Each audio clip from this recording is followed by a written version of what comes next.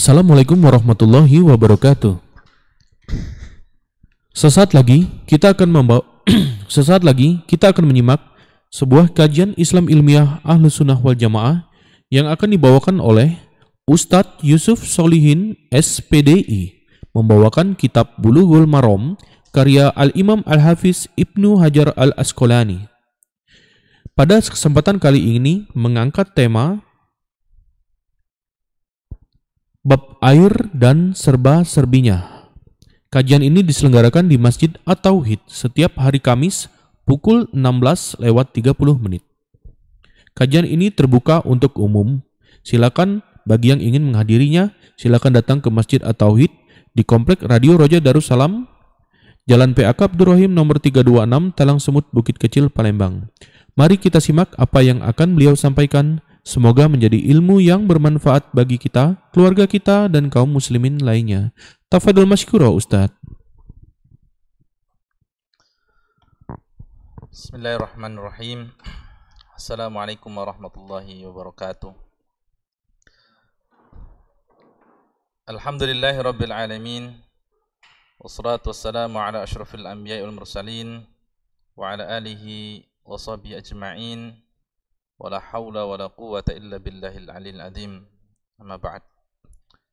Puji syukur kepada Allah Subhanahu wa taala atas limpahan dari karunia-Nya, taufiknya serta hidayahnya.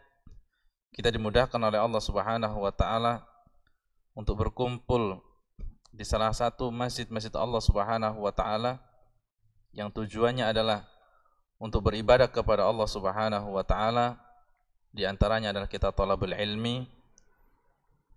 Sebagaimana Nabi sallallahu alaihi wasallam mengatakan, "Majtama'a qaumun fi baitin min buyutillah yatluna kitaballah wa yadarasunahu bainahum illa nazalat 'alaihimus sakinah." Tidaklah suatu kaum mereka berkumpul di salah satu masjid-masjid Allah Subhanahu wa taala, mereka membaca Al-Qur'an, kemudian mempelajari ilmu Al-Quran, maka akan turun kepada mereka ketenangan. Nazalat alaihimus sakinah. Ketenangannya akan datang. Kenapa? Karena ilmu Allah Subhanahu wa taala apabila merasuk ke dalam jiwa, maka jiwa tersebut akan menjadi tenang. Tapi apabila sebuah jiwa, badan yang tidak diisi dengan ilmu Allah Subhanahu wa taala, maka akan menjadikan jiwanya gersang, rasanya sempit, dadanya sempit. Sehingga banyak di antara manusia yang walaupun dadanya dipenuhi dengan ilmu dunia, tapi tidak dipenuhi dengan ilmu Allah, maka banyak di antara manusia yang bunuh diri. Banyak di antara mereka yang bosan dengan kehidupan dunianya, walaupun hartanya berlimpah, walaupun fasilitasnya banyak, tapi karena mereka hatinya, dadanya dipenuhi dengan cinta dunia, bukan cinta Allah, bukan cinta akhirat, sehingga banyak mereka yang lupa dengan jati diri mereka sendiri, dan akhirnya mereka mati bunuh diri. Tapi orang-orang yang hatinya dipenuhi dengan ilmu Allah Subhanahu wa taala, maka akan diberikan ketenangan oleh Allah Subhanahu wa taala. Nazalat alaihimus sakinah wa ghasyatuhumur rahmah, dan rahmat Allah Subhanahu wa taala akan turun kepada mereka. Ya. Rahmat Allah Subhanahu wa taala akan turun kepada orang-orang yang berkumpul duduk di masjid Allah Subhanahu wa taala, membaca Al-Qur'an, mempelajarinya. Wa hafathumul malaikah, dan malaikat mengintari, mengelilingi orang-orang yang belajar, mengelilingi orang-orang yang berzikir kepada Allah Subhanahu wa taala di rumahnya. Wa dzakarahumullahu fi man indah, dan nama orang-orang yang belajar tadi, mempelajari Al-Qur'an tadi, akan disebut-sebut di sisi Allah Subhanahu wa taala, disebut oleh Allah Subhanahu wa taala di hadapan para malaikat-malaikatnya. Makanya jangan bosan kita duduk di majelis ilmu. Jangan bosan kita duduk di masjid, karena masjid itu adalah tempat yang mulia, tempat yang dimuliakan oleh Allah Subhanahu wa taala. Tidaklah seorang hamba duduk di masjid Allah Subhanahu wa taala maka mereka akan mendapatkan kenyamanan, ketenangan. Ya, walaupun dompetnya kering, ya, tapi nyaman. Ya. Baik, insyaallah taala pada kesempatan kali ini kita akan mempelajari dan memulai pelajaran baru, yaitu kita membawa kitab Bulughul Maram, ya, kitab yang dikarang oleh Ibnu Hajar Al-Asqalani, seorang alim, seorang ulama yang dikenal dengan keilmuannya oleh manusia pada zamannya dan pada zaman sekarang.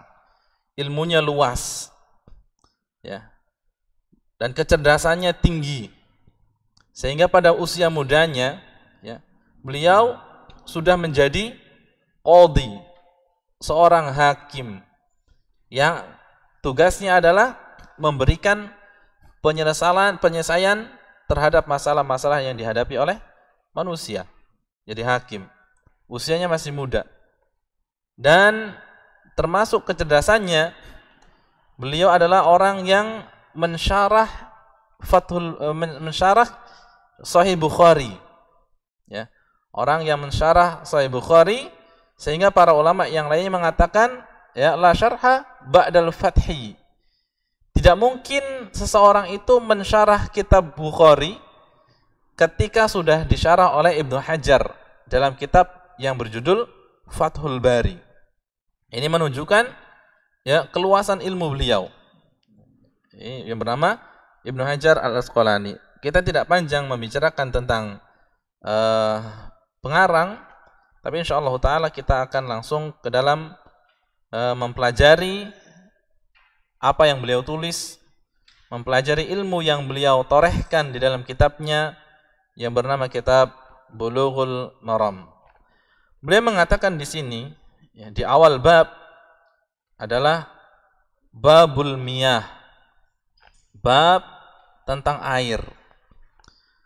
Kenapa kok beliau ataupun ulama-ulama yang lainnya ketika membahas materi fikih yang pertama kali dibicarakan adalah tentang air, bukan langsung ke permasalahan utama, yaitu masalah sholat. Padahal sholat adalah sebuah ibadah yang paling mulia di sisi Allah Subhanahu wa ta'ala. Padahal sholat itu adalah sebuah ibadah yang diturunkannya bukan seperti ibadah-ibadah yang lainnya. Memiliki keistimewaan di tempat yang mulia, di tempat yang termulia di antara makhluk-makhluk Allah Subhanahu wa ta'ala, yaitu di langit. Kalau ibadah yang lainnya, puasa, zakat, haji, dan lain sebagainya, Allah Subhanahu wa ta'ala turunkan dan wajibkan di dunia. Tapi khusus masalah salat,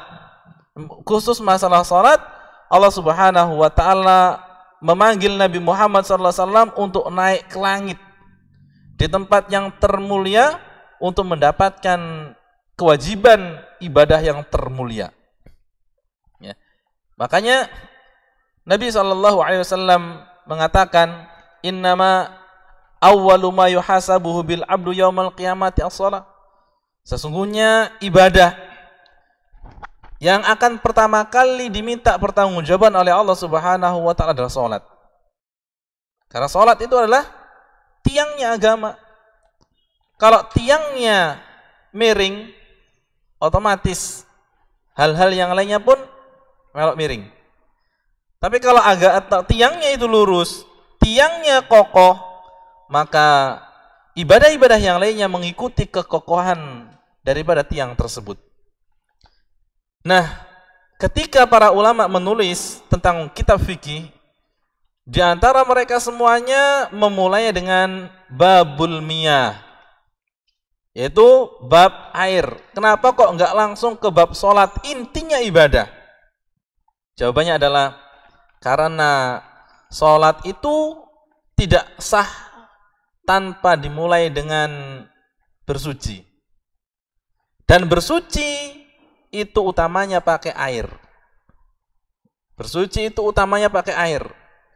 Oleh karenanya air itu merupakan dasar daripada ibadah seorang hamba. Air adalah dasar daripada ibadah seorang hamba. Kalau dia mendapatkan air yang baik, airnya suci, maka salatnya atau ibadah-ibadah yang lainnya diterima oleh Allah Subhanahu wa taala. Tapi kalau dia menggunakan air yang tidak suci, air najis, maka ibadah yang dia lakukan tidak diterima oleh Allah Subhanahu wa taala karena ada sesuatu yang menghalangi ibadah tersebut. Ya, sesuatu yang menghalangi ibadah tersebut, yaitu wudunya ataupun bersucinya tidak diterima oleh Allah Subhanahu wa taala. Makanya kita harus mempelajarinya. Makanya para ulama mempelajari yang pertama kali adalah masalah air. Supaya apa? Supaya ibadahnya tadi diterima oleh Allah Subhanahu wa taala. Supaya bersih-bersihnya, bersucinya sah dan ibadah-ibadah lainnya diterima oleh Allah Subhanahu wa taala. Dan air itu merupakan sumber kehidupan. Air merupakan sumber kehidupan. Ya, kalau kita lihat dunia ini, bumi, ya, hampir daripada 3/4-nya dipenuhi dengan air. Dan selebihnya adalah daratan. Makanya ini menunjukkan bahwasanya kebutuhan kehidupan makhluk Allah Subhanahu wa taala yang banyak di dunia ini adalah dengan kebutuhan terhadap air. Ya. Mungkin di antara kita makan bisa ditahan. Ya, makan bisa ditahan. Dalam sehari mungkin makan sekali cukup. Tapi kalau minum, minum, apakah cukup kita sehari cukup minum sekali? Tidak cukup. Ya. Makanya air itu merupakan kebutuhan yang utama yang dibutuhkan oleh manusia atau makhluk Allah Subhanahu wa taala. Sehingga para ulama mengatakan air itu merupakan kehidupan. Dan air itu merupakan sesuatu yang dibutuhkan oleh manusia, mutiara yang mengalir. Para ulama mengatakan air itu adalah mutiara yang mengalir. Kalau mutiara aslinya itu bentuknya jamid, beku, bukan mengalir. Tapi air itu pun seperti mutiara yang berharga untuk makhluk Allah Subhanahu wa taala. Ada orang yang kehausan, ya, ada orang yang kehausan di padang pasir. Sudah 3 hari tidak minum. Ya, sudah 3 hari tidak minum. Kemudian dikasih tawaran untuknya. Dikasih minum 1 gelas atau dikasih duit 1 juta. Milih yang mana? Milih air 1 gelas. Ya. Karena kebutuhan terhadap air lebih tinggi daripada kebutuhan terhadap yang lainnya. Dan di sini ya kita mengacu kepada syarah kitab Bulughul Maram ini yang dikarang oleh Syekh Muhammad bin Shalih Al-Utsaimin. Ya. Syarah dari kitab Bulughul Maram yang kita pakai adalah punyanya Syekh Muhammad Al-Utsaimin, dan beliau mengatakan di sini mengenai air ada sebuah kaidah, ya. Ada sebuah kaidah yang berhubungan erat dengan air. Beliau mengatakan anna kullama'in nazala minas sama'i aw nabala minal ardi fa innahu tahurun mutahhirun. Sesungguhnya semua air yang diturunkan dari langit, air yang diturunkan dari langit ataupun yang memancar dari bumi, ataupun yang memancar dari bumi, maka hukum asalnya adalah suci dan mensucikan. Ini kaidah asal. Bahwasanya air yang turun dari langit ke bumi ataupun yang memancar dari bumi ke atas, maka hukum asalnya adalah tahurun mutahhirun, suci dan mensucikan.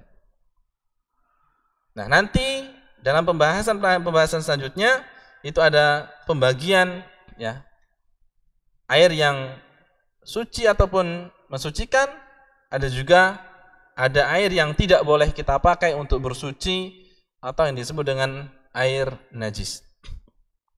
Kita mulai. Qala al-muallif rahimahullahu taala babul miyah. Al-haditsul awwalu. Hadis yang pertama, an Abi Hurairah radhiyallahu anhu qala qala Rasulullah sallallahu alaihi wasallam fil bahri huwa at-tahuru ma'uhu al-hillu maitatuhu akhrajahu al-arba'atu wa ibnu Abi Syaibah wal lafdhu lahu wa sahahahu ibnu Khuzaimah wa Tirmidzi. Dari Abu Hurairah radhiyallahu anhu beliau mengatakan Rasulullah sallallahu alaihi wasallam mengatakan di dalam permasalahan lautan, beliau mengatakan dalam permasalahan laut, huwa at-tahuru ma'uhu, air laut itu suci. Air laut itu suci, al-hillu maitatuhu, dan bangkainya pun halal. Dan bangkainya halal. Hadisnya kelihatannya pendek, tapi ini memiliki cakupan ilmu yang luas. Cakupan ilmu yang luas mengenai pelajaran fikih dalam bab air. Hadis ini atau munculnya hadis ini atau asbabul wurud, ya. Asbabul wurud itu artinya adalah sebab dari munculnya hadis. Sebab dari munculnya hadis ini namanya asbabul wurud. Dan sebab turunnya ayat Al-Qur'an, ini disebut dengan asbabun nuzul. Ya. Ini dua istilah. Ya. Ketika kita mempelajari ilmu Al-Qur'an atau ilmu hadis, ya, kita akan dikenalkan dengan istilah asbabul wurud, yaitu penyebab hadis itu diucapkan oleh Rasulullah SAW. Ya. Dan mungkin tiba-tiba Nabi mengatakan fil bahri wa tahuru ma'uhu, tidak ada penyebabnya. Ketika menyampaikan hadis-hadis yang lainnya tanpa ada sebab kemudian mengucapkan, ya, pasti ada sebabnya. Kenapa beliau mengucapkan itu? Itu ada sebabnya. Ya, sebabnya itu namanya asbabul wurud. Adapun Al-Qur'an, ya, Al-Quran itu kalau diturunkan oleh Allah Subhanahu wa ta'ala sebabnya, yang disebut dengan asbabun nuzul. Di antara sebab turunnya atau hadis ini dikeluarkan oleh Rasulullah SAW adalah anna rajulan sa'alan Nabiya sallallahu alaihi wasallam. Ada seseorang yang bertanya kepada Nabi Muhammad SAW. Faqala inna narkabul bahra wa nahmilu ma'ana al-qalil minan ma'. Ada seorang yang berlayar di atas laut dan beliau membawa air yang sedikit. Fa in tawadda'na bihi atishna. Kalau kita ini berwudu pakai air yang kita bawa ini, maka nanti kita tidak bisa minum. Kehausan. Ya. Kalau kita itu wudu pakai air yang kita bawa ini, air tawar, maka akan kehausan. Afanatawadda'u min ma'il bahri. Apakah kami harus berwudu pakai air laut? Maka Nabi SAW mengatakan, faqala Nabi sallallahu alaihi wasallam, huwa at-tahuru ma'uhu al-hillu maitatuhu. Air laut itu suci dan bangkainya pun dihalalkan. Ya. Ini asbabul wurudnya. Penyebab Nabi SAW menyampaikan hadis ini, itu seorang yang bertanya kepada Nabi sallallahu alaihi wasallam ya tentang hukum air laut. Ternyata diberikan jawaban oleh Rasulullah, dikasih bonus penjelasan tentang bangkainya. Baik, di dalam hadis ini an Abi Hurairah. Abu Hurairah. Siapakah Abu Hurairah? Abu Hurairah adalah sahabat Nabi sallallahu alaihi wasallam yang mana beliau itu di masa Nabi Muhammad SAW beliau tidak bekerja. Beliau hanya belajar sama Rasulullah SAW, mendengarkan hadis-hadis Nabi SAW. Dan termasuk beliau itu adalah Ashabus Suffah. Ashabus Suffah itu adalah orang yang tinggal di pinggiran masjid, bukan dalam masjid. Tapi kalau biasanya di zaman itu di masjid sampingnya itu dibuat kamar. Untuk apa? Untuk tinggal sahabat-sahabat yang mereka itu datang dari jauh, yang mereka tidak punya rumah. Di antaranya adalah Abu Hurairah. Nama aslinya ini disebutkan oleh di dalam kitab Subulus Salam, disebutkan dalam kitab Subulus Salam, nama orang tuanya Abu Hurairah itu ada 30 pendapat. Nama bapaknya Abu Hurairah itu ada 30 pendapat. Dan yang termasyhur itu adalah Sakhr. Nama aslinya Abu Hurairah adalah Abdurrahman.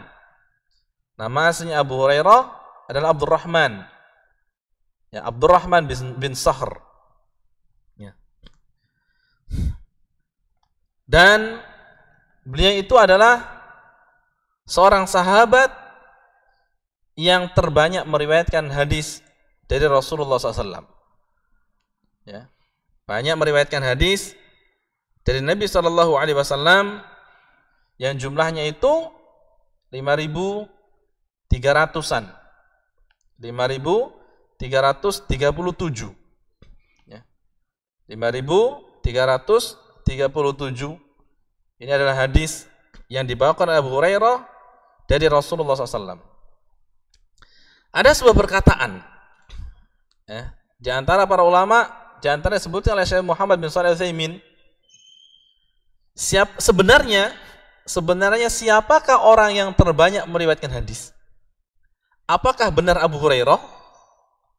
Ternyata Syekh Utsaimin menyebutkan sebenarnya orang yang paling banyak meriwayatkan hadis dari Nabi Muhammad SAW itu adalah Abu Bakar As-Siddiq. Kenapa? Karena Abu Bakar As-Siddiq beliau itu banyak waktu bersama Rasulullah SAW dan beliau banyak mendengarkan ucapan Nabi SAW. Karena mulai awal dakwah ini sudah didapatkan oleh Abu Bakar As-Siddiq. Mulai awal dakwah, pertama kali masuk Islam Abu Bakar As-Siddiq, sampai meninggalnya Nabi SAW. Makanya sebenarnya orang yang paling banyak meriwayatkan hadis dari Nabi Muhammad SAW adalah Abu Bakar As-Siddiq. Akan tetapi kenapa kok yang termasyhur itu adalah Abu Hurairah? Jawabannya adalah karena Abu Bakar As-Siddiq itu tidak sempat meriwayatkan hadis dari Nabi SAW. Ya, tidak sempat. Ya. Kenapa tidak sempat? Karena setelah Nabi Muhammad SAW itu meninggal dunia, ya, Abu Bakar As-Siddiq ini menjadi khalifah, diangkat menjadi pemimpin. Ya. Maka ketika beliau adalah pemimpin, banyak di antara orang-orang yang segan bertanya, nanya kepada presiden. Banyak segan. Ini sebab pertama. Kenapa kok riwayat dari Abu Bakar As-Siddiq itu sedikit, padahal beliau itu yang paling banyak mendengarkan hadis dari Nabi SAW. Yang pertama, beliau itu setelah meninggalnya Nabi Muhammad SAW, beliau tersibukkan dengan kepemimpinan. Kemudian yang kedua, ketika beliau menjadi pemimpin, beliau tersibukkan dengan peperangan-peperangan. Ya, tersibukkan dengan peperangan-peperangan. Ya, karena ketika Nabi SAW meninggal dunia, ini banyak di antara kaum muslimin yang baru masuk Islam murtad. Ya, yang baru masuk Islam, kemudian mendengar Nabi Muhammad SAW meninggal, mereka murtad.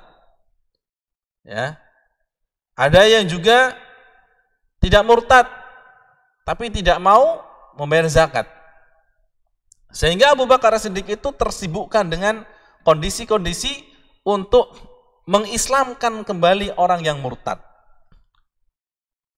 Ya. Oleh karenanya ketika Nabi SAW meninggal dunia, tampuk kekuasaan diberikan kepada Abu Bakar As-Siddiq. Ya, beliau mengutus 12 pasukan untuk memerangi ya orang-orang yang murtad keluar dari Islam. Maka dan juga beliau itu tidak sempat untuk meriwayatkan hadis kepada orang-orang setelahnya.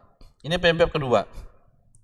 Penyebab ketiga, bahwasanya usianya Abu Bakar As-Siddiq setelah meninggalnya Nabi SAW tidak lama. Ya, beliau itu hanya berbeda 2 tahun dengan meninggalnya Nabi Muhammad SAW. Jadi, ya sebenarnya orang yang paling banyak meriwayatkan hadis dari Nabi SAW adalah Abu Bakar As-Siddiq. Akan tapi karena faktor-faktor yang disebutkan tadi, ya maka Abu Bakar As-Siddiq itu tidak sempat untuk meriwayatkan hadis-hadis dari Nabi Muhammad sallallahu alaihi wasallam. Kemudian selanjutnya, qala Rasulullah SAW fil bahri. Rasulullah SAW ketika ditanya oleh para sahabatnya tentang hukum air laut. Ya. Bagaimana hukum air laut? Apakah bisa kita jadikan air tersebut itu menjadi alat untuk bersuci dan digunakan untuk ibadah seorang hamba? Maka Nabi SAW menjawab, wa tahuru ma'uhu, ya, bahwasanya air laut itu suci. Ya, air laut itu suci. Ya. Jadi walaupun di air laut, di laut itu mungkin banyak bangkai-bangkai, banyak yang masuk ke dalamnya, kotoran-kotoran, ya, tapi sesungguhnya air tersebut itu tidak tercemari dengan najis-najis. Kenapa? Karena jumlah air yang banyak, yang jumlah air banyak itu tidak bisa terkotori dengan najis dan tidak menjadikan najis karena ada najis yang ada di dalamnya. Ya, nanti disebutkan dalam hadis yang lainnya pula. Ya. Kemudian al-hillu maitatuhu, halal bangkai yang ada di lautan. Bangkai apa yang halal? Bangkai yang halal itu adalah bangkai binatang penduduk laut. Bangkai binatang penduduk laut. Seperti apa? Ikan. Apapun jenis ikannya. Ya, kecuali kalau ada ikan yang punya racun, ya jangan dimakan. Walaupun itu halal, tapi itu bisa membunuh. Ya, seperti ikan yang bulat-bulat itu, ya, yang punya racun, maka itu menjadi haram. Walaupun halal pada aslinya, tapi karena dia memiliki sesuatu yang dapat membunuh, ya, punya racun, maka menjadi haram. Tapi pada asalnya ikan halal. Ustaz, bagaimana dengan ikan paus? Nah, ikan yang besar, apakah itu halal? Kalau mati dia menjadi bangkai, apakah boleh kita makan? Boleh. Karena ada dalam riwayat yang lainnya, ada seorang sahabat yang datang kepada Nabi SAW menceritakan bahwasanya dia pernah berlayar di laut, kemudian kena ombak dan kapalnya pecah, sehingga dia terdampar di sebuah pulau.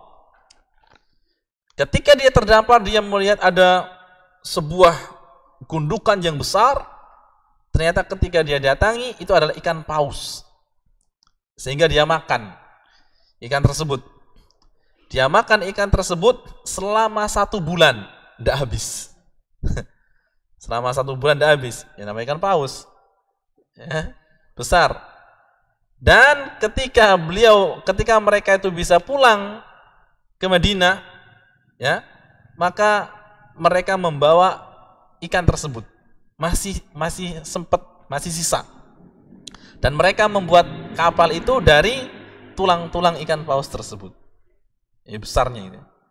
Akhirnya Nabi ditanya, "Ya Rasulullah, bagaimana dengan ikan paus itu?" Maka Nabi mengatakan, "Loh, kenapa saya enggak dikasih?"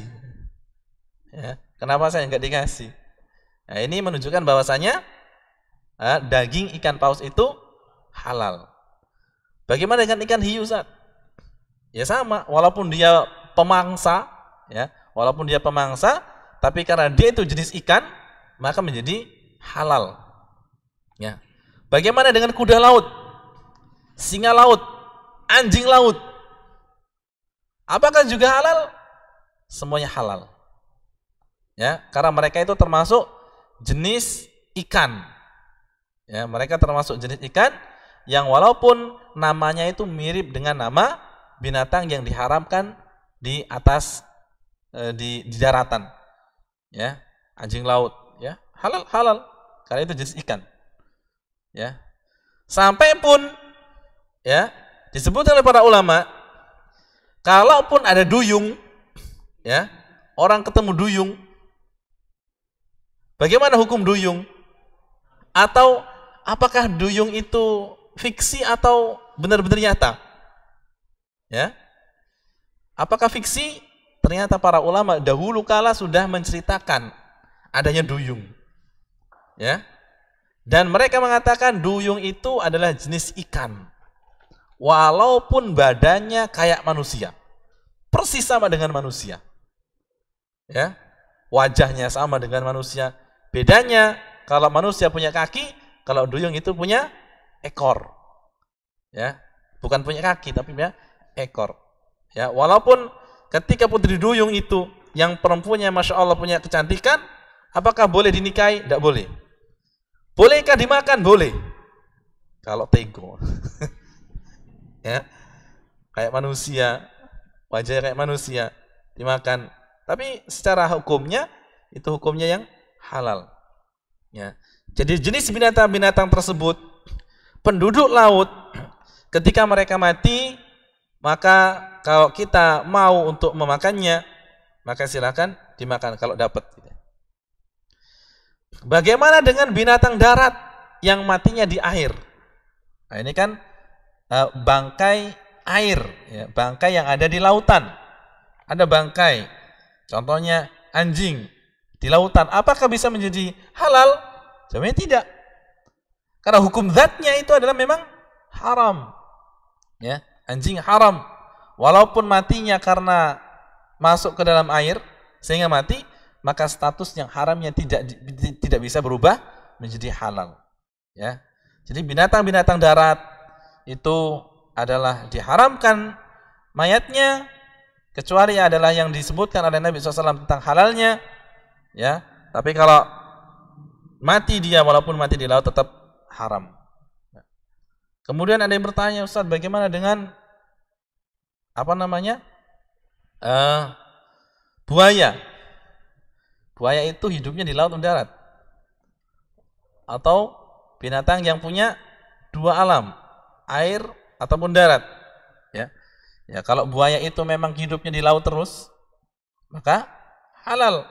Tapi kalau hidupnya juga ke darat, maka menjadi haram. Walaupun sebagian ulama ada mengatakan halal, walaupun sebagiannya mengatakan haram. Ya. Jadi ini sampai oleh Nabi SAW, huwa tahuru ma'u al-hillu maitatuhu. Air laut itu suci dan tidak bisa ternajiskan dengan bangkai yang ada. Kenapa? Karena airnya banyak. Al-hillu maitatuhu, dan bangkai binatang-binatang penghuni laut itu adalah halal. Ya. Ibnu Hajar mengatakan akhrajahu arba'ah. Ya, hadis ini diriwayatkan oleh 4 imam. Ya. Kalau 4 imam ini menurut Ibnu Hajar adalah selain Bukhari dan Muslim. Kalau beliau menyebutkan akhrajul arba'ah, ini berarti selain Bukhari dan Muslim, yaitu Abu Dawud, Tirmidzi, Ibnu Majah, An-Nasa'i. Nah, ini arba'ah. Kalau beliau menyebutkan akhrajahu sittah, 6, maka tambahan Bukhari dan Muslim. Ya, Bukhari, Muslim, Abu Dawud, Tirmidzi, Ibnu Majah, An-Nasa'i. Ya. Baik.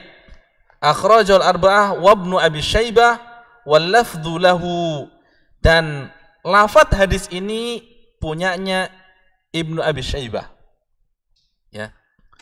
Bukan lafadznya Abu Dawud, Tirmidzi, Ibnu Majah, An-Nasa'i, tapi ini lafadznya punya Ibnu Syaibah. Ya. Bisa jadi ya, karena lafadz ini adalah lafadz yang terbaik, ya, terringkas dan yang terbaik. Ya, maka beliau Ibnu Hajar beliau mengambil lafadznya miliknya Ibnu Abi Syaibah. Wal lafdhu lahu was-sahahu Ibnu Khuzaimah wa Tirmidzi. Ya, hadis ini disahihkan oleh Ibnu Khuzaimah dan disahihkan oleh At-Tirmidzi. Ya. Ini di antara penjelasan mengenai hadis pertama ini, dan saya menyebutkan di sini ya faedah dari hadis yang kita baca ini adalah yang pertama adalah hirsus sahabati ridwanullah alaihim ajma'in ala talaqil ilma. Ya, faedah yang bisa kita ambil dari hadis ini yang pertama adalah semangatnya para sahabat dalam menuntut ilmu. Ya. Semangatnya para sahabat dalam menuntut ilmu. Ketika mereka mendapatkan suatu permasalahan, mereka langsung bertanya. Ya. Ketika mereka punya permasalahan, mereka bertanya kepada siapa? Kepada Rasulullah SAW. Ya. Karena ada sebuah pepatah mengatakan syifa'ul ayyi as-su'al. Ya. Obatnya kebodohan adalah bertanya. Ya. Syifa'ul ayyi as-su'al.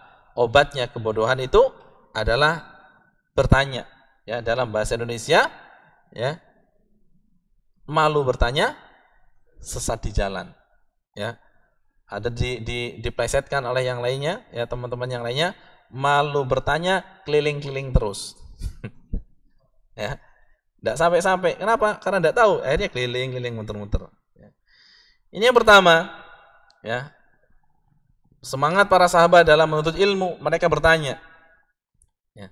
Kemudian yang kedua adalah annama al-bahri tahurun biduni istisna. Ya. Faedah yang kita bisa ambil dari hadis ini adalah bahwasanya air laut itu suci. Ya, air laut itu suci tanpa ada pengecualian. Tanpa ada pengecualian. Karena kenapa? Kalau jumlah banyak. Ya. Jumlahnya banyak. Tidak bisa dihitung. Ya. Kemudian yang ketiga adalah husnu ta'limi Rasulullah sallallahu alaihi wasallam ijabatihi. Bagusnya cara pengajaran Nabi sallallahu alaihi wasallam dan menjawabnya. Ya. Bagusnya cara Rasulullah SAW mengajarkan dan menjawab. Ya. Ketika Nabi SAW ditanya oleh sahabat, apa pertanyaan sahabat? Ya. Sahabat tadi bertanya, kami hanya bertanya mengenai hukum air sungai, air laut. Tapi justru Nabi SAW memberikan kaidah di mana penanya itu merasa puas dengan jawabannya. Ya. Penanya merasa puas dengan jawaban dan tidak perlu bertanya dengan yang lainnya. Ya. Tidak perlu bertanya dengan yang lainnya. Ya. Bahwasanya air laut itu suci, ini adalah jawaban atas pertanyaannya. Ya. Dia bertanya, apakah boleh digunakan untuk wudu? Ketika Nabi SAW itu menjawab air laut itu suci, yang ngapain bertanya tentang wudu? Berarti boleh dipakai untuk wudu. Ya. Dan Nabi SAW menambah dengan ucapan al-hillu maitatuhu, dan bangkainya itu pun halal. Kalau dia memiliki permasalahan mengenai air, tentunya dia akan punya permasalahan mengenai bangkainya. Ya, maka langsung dijawab oleh Nabi SAW, langsung diucapkan oleh Nabi SAW tanpa dia harus bertanya kedua kalinya. Ini hadis pertama. Kemudian selanjutnya kita langsung kepada hadis yang kedua. Karena Bulughul Maram itu hadisnya banyak. Jumlahnya ada 1.600. Kalau kita sekali ya, satu-satu, insya Allah tidak tahu sampai kapan. Yang ada kaitannya dengan air kita selesaikan. Masih ada waktu? Jam berapa?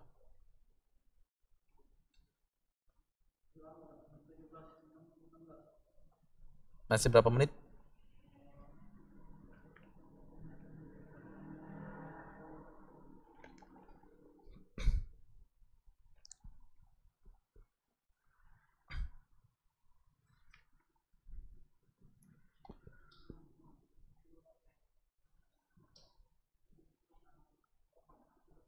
Sampai jam 5:30.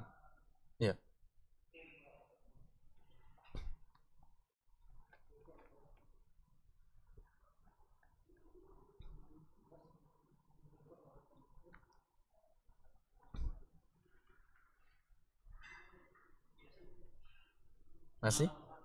Masih lama.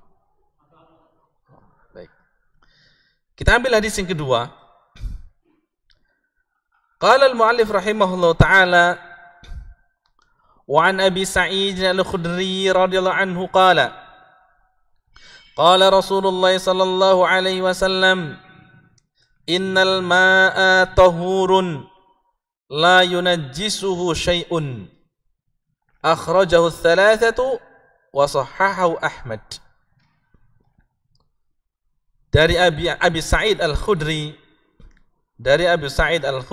radhiyallahu anhu, beliau menuturkan Rasulullah sallallahu alaihi wasallam bersabda, sesungguhnya air itu suci dan tidak bisa dinajiskan dengan sesuatu. Sesungguhnya air itu suci dan tidak bisa dinajiskan dengan sesuatu.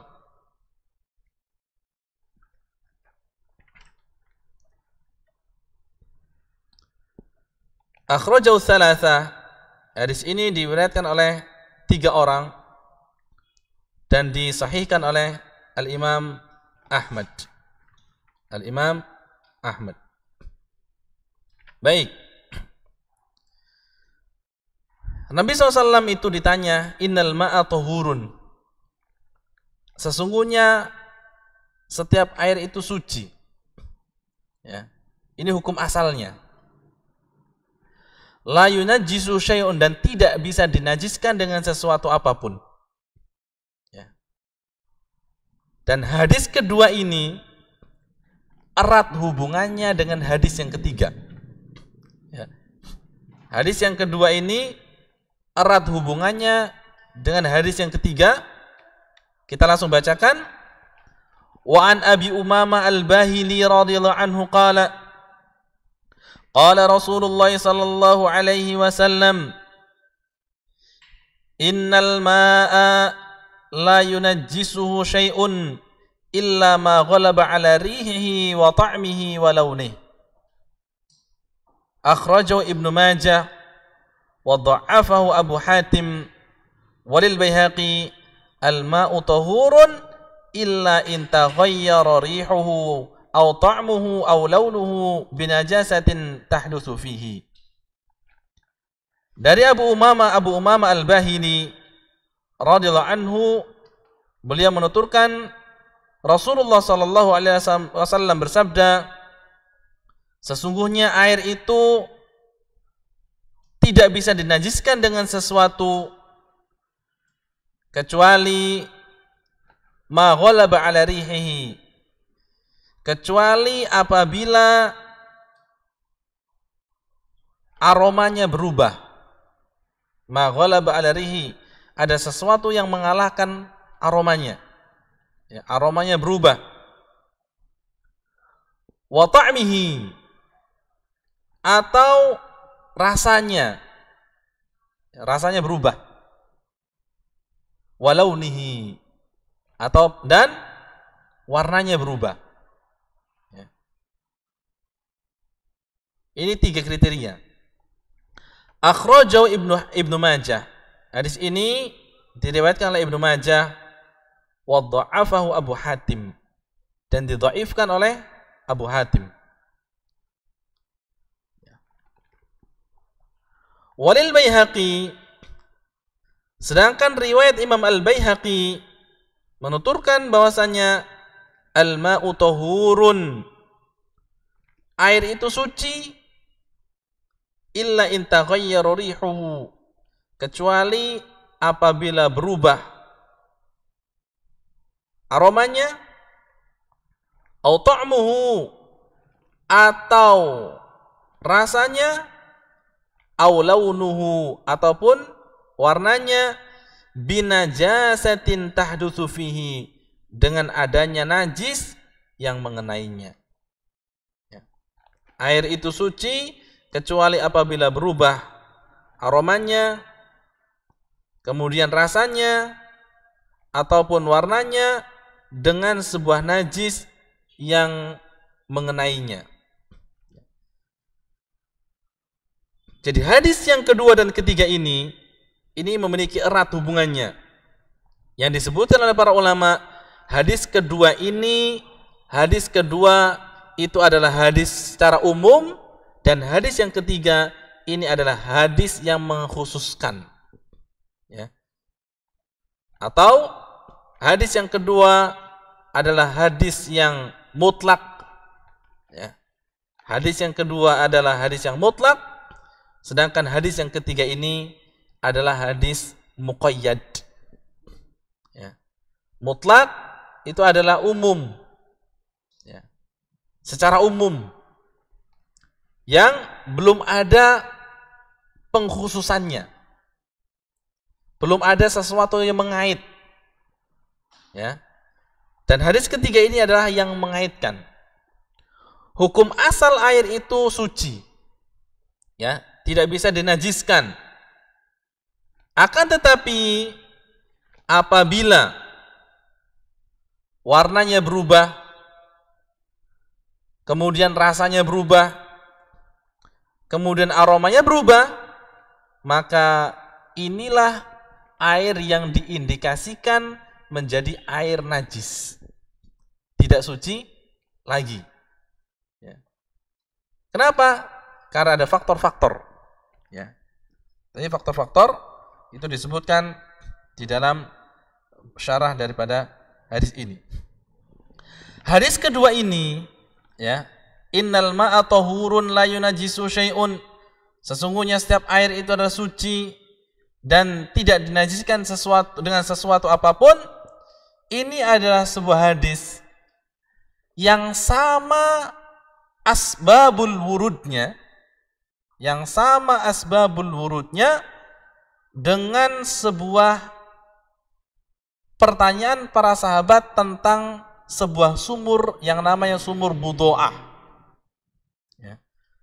Ada kesamaan asbabul wurud dengan sebuah sumur yang disebut dengan sumur Budo'ah. Apa itu sumur Budo'ah? Sumur Budo'ah ini adalah sebuah sumur yang ada di kota Madinah yang dijadikan sebagai tempat pembuangan. Ya.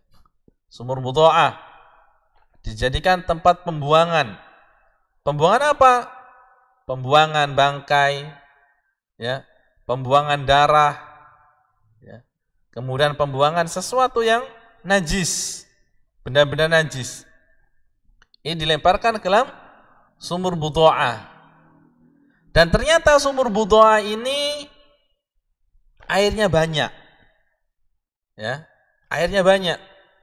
Sehingga ketika airnya banyak, para sahabat ngambil air tersebut untuk keperluan-keperluan, ya, untuk keperluan-keperluan mereka, untuk keperluan rumah tangga ataupun untuk keperluan ibadah.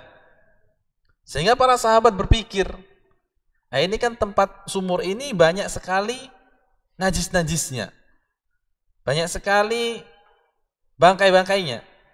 Apakah airnya itu tidak menjadi najis? Ya, maka Nabi SAW menjawab, innal ma'a tahurun la yunajjishu syai'un. Sesungguhnya setiap air itu suci dan tidak dinajiskan dengan sesuatu apapun. Kenapa jawaban Nabi seperti ini? Ya, karena air tersebut tidak berubah walaupun dimasuki dengan najis-najis itu. Ya, karena air tersebut itu tidak berubah. Tidak berubah apanya? Tidak berubah warnanya, tidak berubah rasanya, tidak berubah pula warnanya. Maka untuk menguatkan pemahaman para sahabat, Nabi menjawab, ya, menjelaskan bahwasanya air itu suci dan tidak bisa dinajiskan. Artinya, ya, sumur budu'ah itu walaupun dijadikan tempat pembuangan, airnya apabila digunakan masih tetap bisa, ya, masih suci. Ya. Ya, ini pengkhususannya hadis yang ketiga. Ya. Walaupun secara riwayat, hadis yang ketiga ini dilemahkan oleh Abu Hatim Ar-Razi. Ya. Akan tapi bisa menguatkan hadis-hadis yang ada. Ya.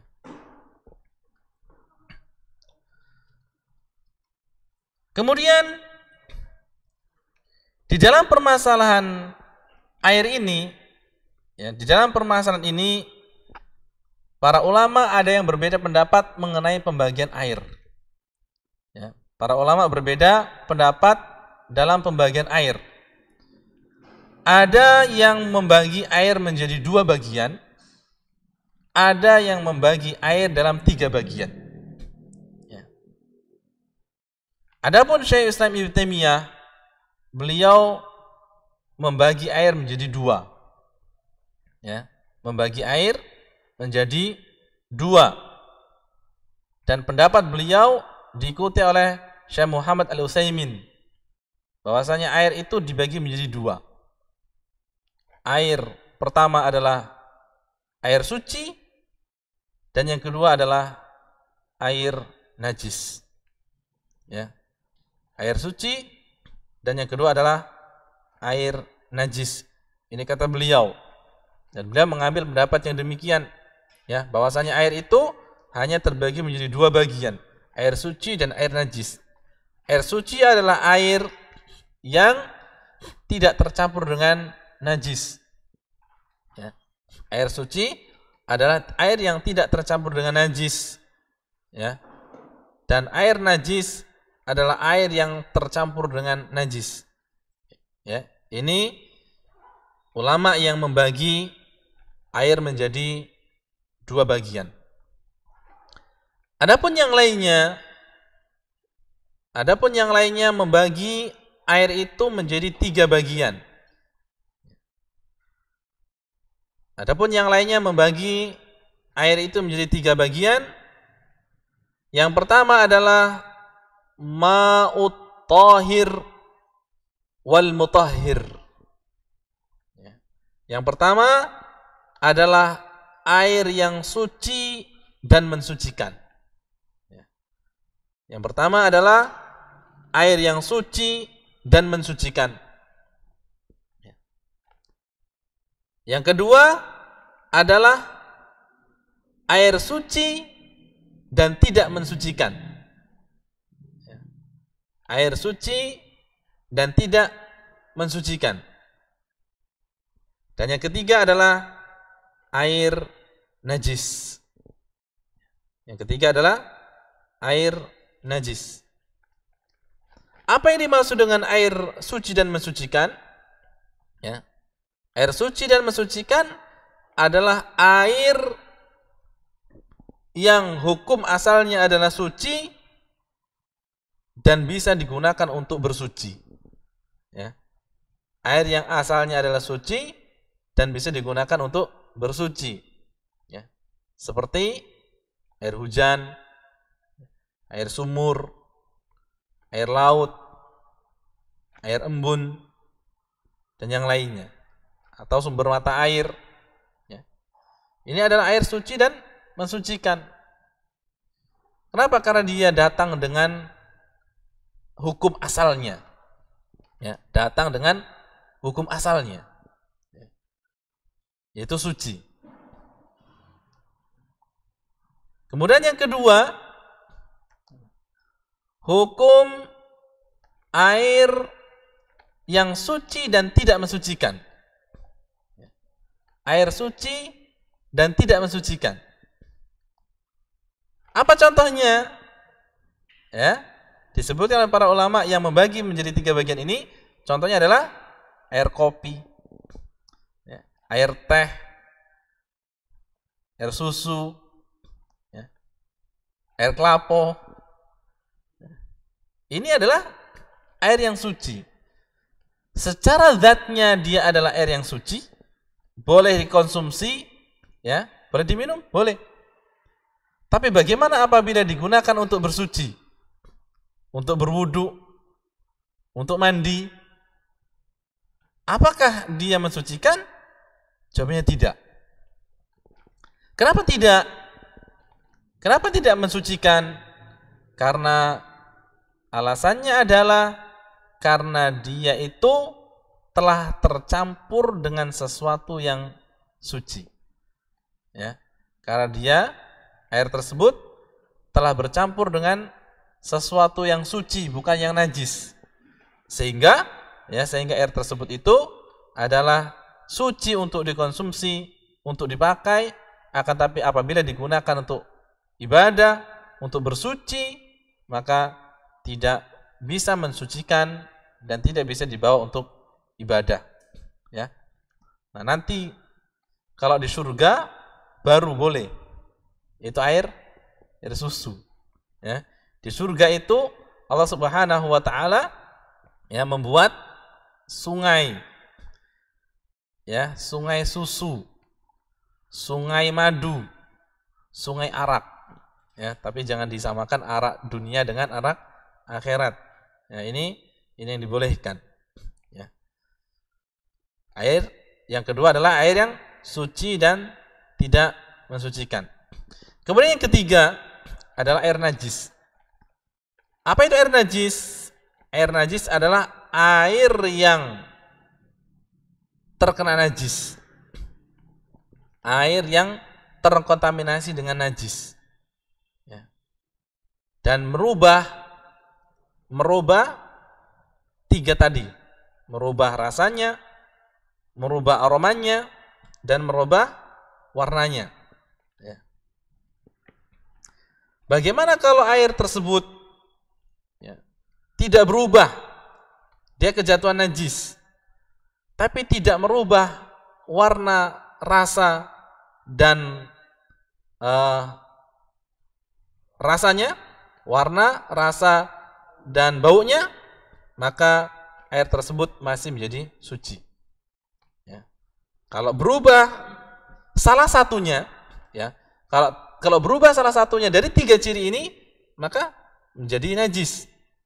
Ya, contohnya, air itu ketika kemasukan sesuatu, kemudian warnanya berubah, maka menjadi najis. Rasanya berubah menjadi najis. Ya. Ini 3 pembagian air. Ya, kalau yang pertama tadi 2 pembagian, yang kedua adalah 3 pembagian. Wallahu ta'ala alam. Ya, kalau ana secara pribadi mengambil yang pendapat yang ketiga, yaitu bahasanya air itu terbagi menjadi 3. Air yang suci mensucikan, air yang suci dan tidak mensucikan, dan yang ketiga adalah air najis. Kemudian di antara ulama yang lainnya, ya, di antara ulama yang lainnya, mereka membagi air menjadi 2. Ya, mereka membagi air menjadi 2, yang disebut dengan air mutlak dan air musta'mal. Ya, air mutlak dan air musta'mal. Ya. Apa itu air mutlak? Ya. Air mutlak adalah air yang belum dipakai. Ya. Air mutlak adalah air yang belum terpakai, maka hukumnya adalah suci. Kemudian yang kedua, air mustakmal. Apa yang disebut dengan air mustakmal? Ya. Air mustakmal adalah air yang telah digunakan. Air mustakmal adalah air yang telah digunakan. Pertanyaannya, apa hukum air mustakmal ini? Apakah air mustakmal itu langsung ketika setelah digunakan berubah menjadi najis? Ya.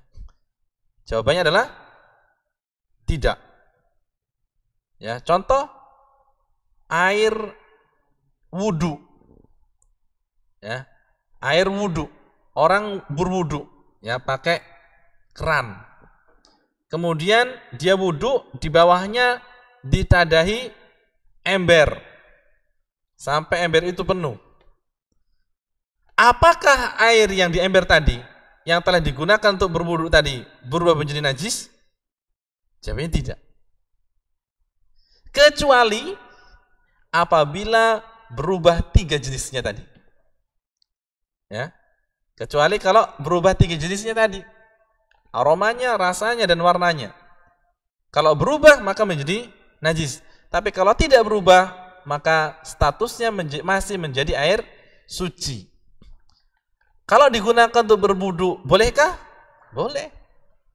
Ya, tidak ada yang melarang. Kenapa? Karena walaupun dia itu adalah air yang mustakmal, tapi tidak berubah 3 jenis yang disampaikan tadi dalam hadis, ya, maka statusnya menjadi air suci. Apa dalilnya? Ya, dalilnya adalah Rasulullah SAW berwudu dan air sisa berwudu itu dijadikan rebutan para sahabatnya. Ya, dijadikan rebutan para sahabatnya. Para sahabat mereka menginginkan, ya, bekas air wudunya Nabi Muhammad SAW. Kalau sekiranya air tersebut itu menjadi najis, maka pastilah Nabi SAW telah melarang. Ya, ada larangan. Tapi Nabi SAW membiarkan mereka itu, ya, menunjukkan bahwasanya air mustakmal itu apabila tidak berubah 3 hal yang disebutkan tadi, maka tetap menjadi air yang suci dan bisa tetap digunakan untuk bersuci dan beribadah kepada Allah Subhanahu wa taala. Kemudian kita pindah kepada hadis yang keempat. Ya, kita pindah kepada hadis yang keempat. Qala al-muallif rahimahullahu taala an Abdullah bin Umar radhiyallahu anhuma qala, dari Abdullah bin Umar radhiyallahu anhuma, qala Rasulullah sallallahu alaihi wasallam, idza kana al-ma'u qullataini lam yahmilil khabath. Dari Abdullah bin Umar, beliau mengatakan Rasulullah SAW bersabda, apabila air telah mencapai 2 kullah, maka tidak ada yang bisa mempengaruhinya. Ya, tidak ada yang bisa mempengaruhinya, artinya menjadi najis. Wa fi lafdhin, dan di dalam lafaz yang lainnya, lam yanjus, tidak menjadi najis. Ya, apabila air itu telah mencapai 2 kullah, maka apabila ada najis yang masuk, maka tidak menjadikan air tersebut menjadi najis. Akhrajahul arba'ah wa sahahahu Ibnu Huzaimah wal Hakim wa Ibnu Hibban. Ya. Hadis ini dikeluarkan oleh 4 imam hadis dan disahihkan oleh Ibnu Khuzaimah dan Hakim dan Ibnu Hibban. Ya.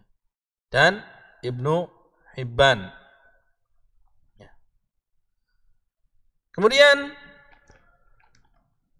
yang pertama, kita lihat dalam hadis ini, hadis yang keempat ini, ya, dengan hadis-hadis sebelumnya, ya, ketika penulis mengatakan tentang Abi Sa'id Al-Khudri, beliau itu mengucapkan radhiyallahu anhu.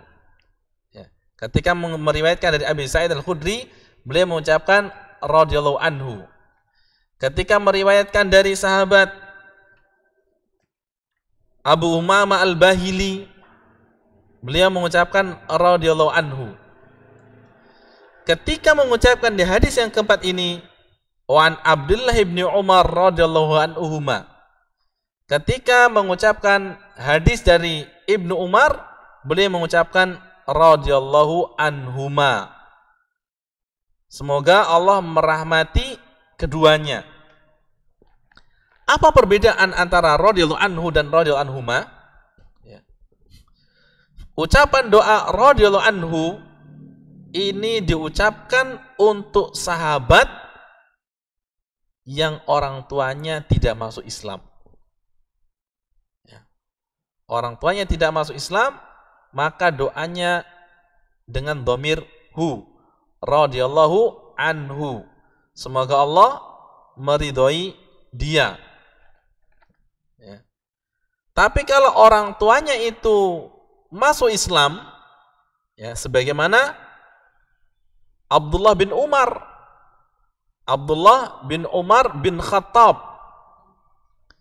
ketika meriwayatkan an Umar bin Khattab, maka doanya adalah radhiyallahu anhu. Kenapa? Karena Khattab tidak masuk Islam. Tapi kalau meriwayatkan Abdullah bin Umar, maka diucapkan doanya adalah radhiyallahu anhuma. Kenapa? Karena dua-duanya itu masuk Islam. Abdullah masuk Islam dan Umar pun masuk Islam. Ini perbedaan. Ya, perbedaan antara ucapan radhiyallahu anhu dengan radhiyallahu anhuma. Qala Rasulullah sallallahu alaihi wasallam, "Idza kana al-ma'u qullataini lam yahmil al-khabath." Apabila air itu telah mencapai 2 kullah, maka tidak ada yang bisa mempengaruhinya. Wa fil lafdhin lam yanjus, tidak bisa dinajiskan. Dalam permasalahan hadis ini, hadis keempat ini untuk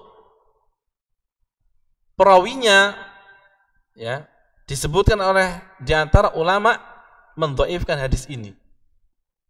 Di antaranya adalah Syekh Ibnu Qayyim Al-Jauziyah. Ya. Ibnu Qayyim Al-Jauziyah, beliau membawakan di dalam kitabnya 30 sisi dhaifnya hadis ini. Ya. 30 sisi dhaifnya hadis ini. Ya. Kenapa? Di antaranya adalah istilah kullah. Ya, istilah kullah ini tidak masyhur di kalangan Rasulullah SAW. Ya. Istilah kullah ini tidak masyhur di kalangan Rasulullah SAW, para sahabatnya. Ya. Dan juga yang kedua adalah ukuran kullah. Ukuran kullah itu berbeda-beda. Ya. Ukuran kullah itu berbeda-beda.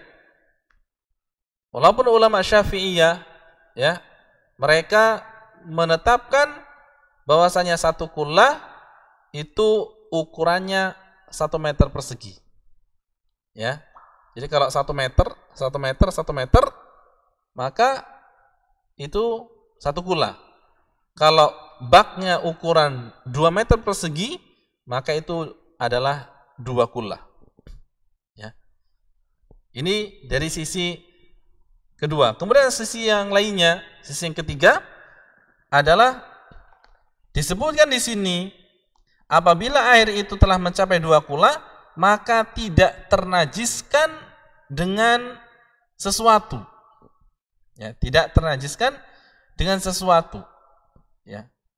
Bagaimana kalau seandainya najisnya itu banyak? Sehingga menjadikan 3 jenis tiga jenis najisnya air itu ada padanya, apakah masih juga tidak najis? Jawabannya adalah najis. Kemudian selanjutnya disebutkan dalam hadis bahwasanya Nabi Shallallahu Alaihi Wasallam itu mandi, ya. Nabi SAW itu pernah mandi dengan menggunakan air 4 mud, ya. Nabi Shallallahu 4 so. Nabi Shallallahu Alaihi Wasallam pernah mandi dengan air 4 so, yaitu 1 so itu 4 mud. 1 so itu 4 mud. Mud itu adalah 1 kali cakupan tangan orang dewasa. Ya, 4 kali gayungan pakai tangan ini adalah 1 so. Ya. Berarti kalau 4 so, 4 kali 4 16 so. Ya, silakan lagi coba. Dipraktekkan. Nabi SAW itu pernah mandi dengan 4 so. Ya, itu nanti dihitung, berarti 4 kali cakupan tangan. Dan Nabi SAW itu pernah wudhu dengan menggunakan, ya, 1 so, 4 mud, yaitu wudhu. Ya. Dan itu tidak dikatakan najis. Bagaimana ini 2 kula ini syarat untuk tidak dinajiskan, ya? Jadi ada sisi-sisi yang dilihat oleh Ibnu Qayyim al-Jauziyah, ya, beliau mengatakan ada 30 sisi tentang hadisnya, tentang dhaifnya hadis ini, ya, masalah kula. Ya. Intinya adalah kalau air itu banyak, ya, maka tidak ternajiskan oleh sesuatu. Ya. Kembali kepada kaidah pertama, ya, kaidah hadis pertama, bahwasanya air itu kalau banyak maka tidak bisa dinajiskan dengan sesuatu. Tapi kalau sedikit, ya, itu menjadi najis kalau kemasukan najis. Lam yahmilil khabath, ya, tidak bisa dikotorkan atau tidak bisa terkena dengan tidak bisa dijadikan sebagai sesuatu yang najis. Di antara perhatian Nabi SAW di dalam masalah air, ya, beliau menyebutkan hadis-hadis yang banyak, ya, mengenai air, ya. Ini supaya kita itu bisa memiliki perhatian ketika kita mau beribadah kepada Allah Subhanahu wa taala, maka kita lihat, ya, airnya itu adalah air yang najis ataupun air yang tidak najis, supaya ibadah kita benar-benar diterima oleh Allah Subhanahu wa taala. Kemudian selanjutnya hadis yang kelima, ya.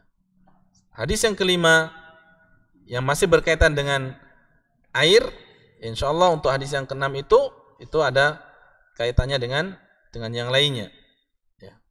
Ataupun masih berhubungan dengan air juga sih, ya.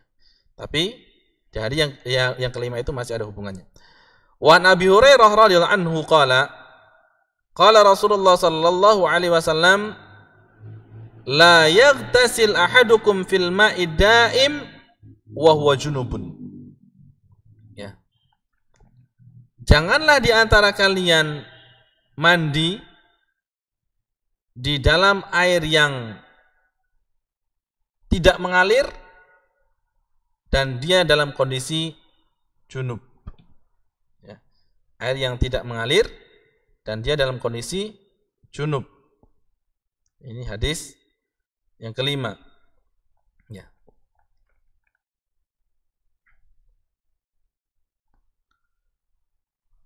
Kemudian selanjutnya bahwasanya Nabi SAW itu melarang kita mandi dengan menggunakan air yang tidak mengalir, ya. Ini adalah air yang sedikit, dan ini adalah air yang berada di alam. Nanti ada riwayat yang lainnya tentang air yang ada di alam, artinya air itu tidak mengalir seperti air di kolam yang airnya tinggal sedikit, ya. Tapi kalau airnya banyak maka diperbolehkan. La yaghtasil ahadukum fil ma'i daim wa huwa junub. Janganlah kalian itu mandi dengan menggunakan air yang menggenang, tidak mengalir dalam kondisi junub. Ya. Kenapa? Karena ketika seseorang itu dia dalam kondisi junub itu ada najis dan ada kotoran. Kalau tidak mengalir najis tersebut, tidak mengalir najis tersebut dan tidak hilang, maka akan membawa penyakit. Sehingga apa? Sehingga inilah yang dijaga oleh Islam, ya, supaya manusia itu tidak terkena penyakit, ya. Tidak terkena penyakit, ya. Ri'ayatu syariat Islam lisihah. Islam itu mengajarkan untuk sehat. Sesuatu hal yang dapat menjadikan seorang hamba itu terkena sesuatu yang menyakitkan, maka dijauhkan, ya. Dijauhkan agar seorang itu tetap sehat, ya, dan tidak terkena penyakit. Bahwasanya Islam itu adalah agama yang memerintahkan kita untuk sehat. Kalau orang itu mandi, ya, dengan air yang tidak mengalir dan di situ ada najisnya, maka bisa jadi najisnya itu akan mengenai badan dan tidak menjadikan badan tersebut menjadi suci, ya, justru malah terkena najis-najis ke tempat-tempat yang lainnya. Ini di antara hadis yang kelima, dan kita lanjutkan hadis ke-6 insyaallah taala pada kesempatan yang akan datang. Allah taala alam. Kita cukupkan sampai di sini dan kita lanjut kepada kesempatan yang akan datang. Subhanakallah bihamdika asyhadu an la ilaha illa anta astaghfiruka wa atubu ilaik. Assalamualaikum warahmatullahi wabarakatuh.